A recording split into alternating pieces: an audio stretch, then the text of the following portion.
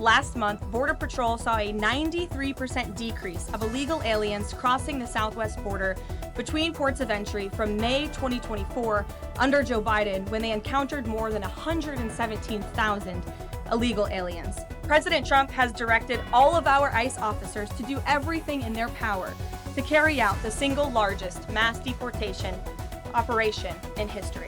It wasn't supposed to be this way.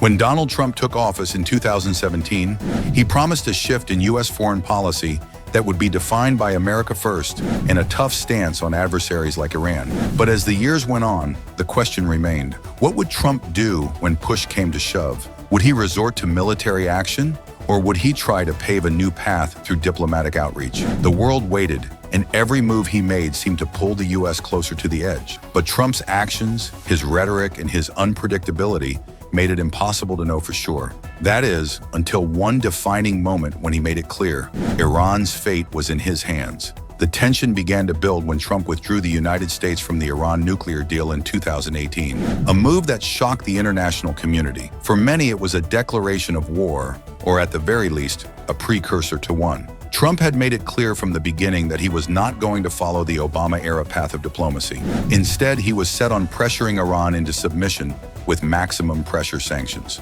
The rhetoric escalated quickly, with Trump frequently calling Iran's leadership corrupt, radical, and destabilizing. His message was loud and clear: Iran would either fall into line or face the consequences. But even as Trump ramped up sanctions and military posturing, there was always a lingering question, one that no one seemed to have an answer for. Was Trump truly pushing for war?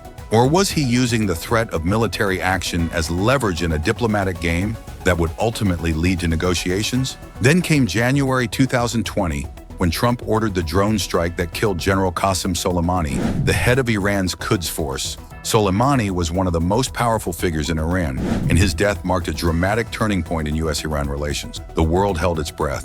Would Iran retaliate with full force? Would Trump push the U.S. to the brink of war in response? The answer came swiftly, but not in the way many had anticipated. Iran retaliated by launching missiles at U.S. military bases in Iraq, causing no casualties, but making it clear that the response was not over. Yet, in a move that stunned military experts and the global community alike, Trump chose not to escalate further. He didn't launch additional strikes. He didn't push for a broader military conflict. Instead, he called the missile attack a disproportionate response and signaled his willingness to de-escalate, even going so far as to suggest that he was open to talks with Iranian leadership, provided they came to the table. This shift left many in Washington and around the world scratching their heads. What happened to the man who had been willing to burn bridges and challenge adversaries at every turn? The question on everyone's lips was this a diplomatic outreach or a strategic attempt to avert a wider conflict? As the months unfolded, Trump continued to leave the world guessing. He made comments suggesting that Iran's economy was on the brink of collapse, and yet he simultaneously hinted that he was open to negotiations, saying, "If they want to talk, we'll talk." Meanwhile, his administration ramped up the pressure with sanctions, limiting Iran's access to international markets and freezing its assets. Trump's public messaging seemed schizophrenic at times, alternating between hawkish rhetoric and promises of diplomacy.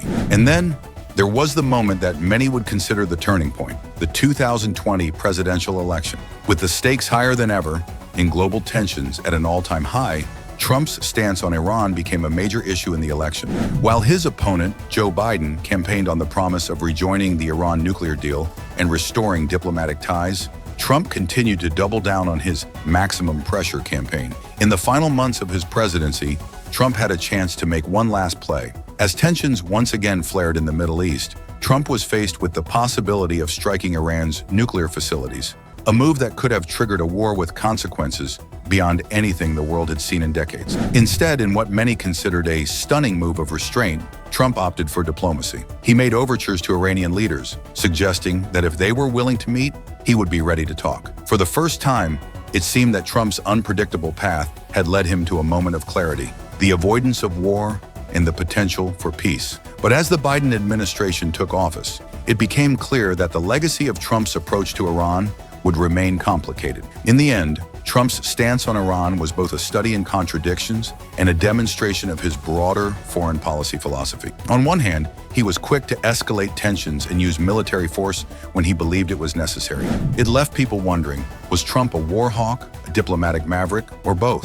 As history looks back on this period, one thing remains clear. Trump's approach to Iran reshaped the conversation about U.S. foreign policy. His willingness to walk the fine line between confrontation and diplomacy showed the world that American foreign policy had entered a new era, one defined less by predictability and more by the unpredictable moves of an unconventional leader. What do you think? Let us know in the comments. If you enjoyed this video, make sure to hit the subscribe button. The next one will be even more conversational.